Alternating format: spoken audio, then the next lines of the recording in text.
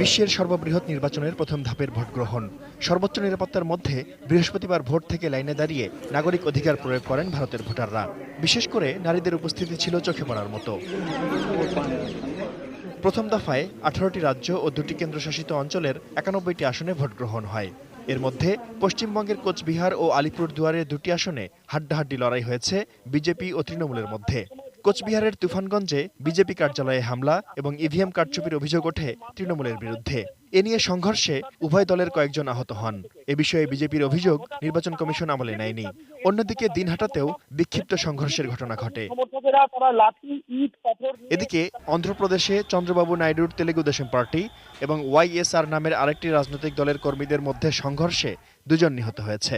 অরুণাচল প্রদেশ ও মহারাষ্ট্রে বিক্ষিপ্ত সহিংসতার খবর পাওয়া গেছে।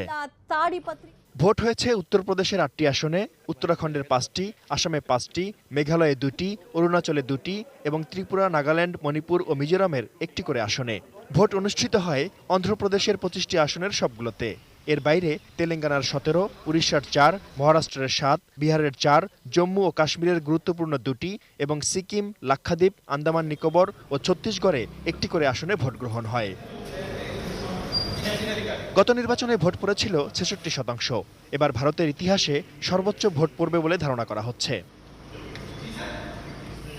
এদিকে উত্তরপ্রদেশের রায়বেরেলি থেকে প্রার্থী হয়েছেন সোনিয়া গান্ধী। বৃহস্পতিবার তিনি সেখানে মনোনয়নপত্র জমা দেন।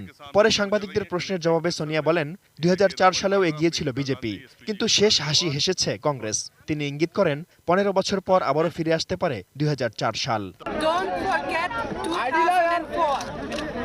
Don't forget 2004. Vajpayee was invincible, but we won.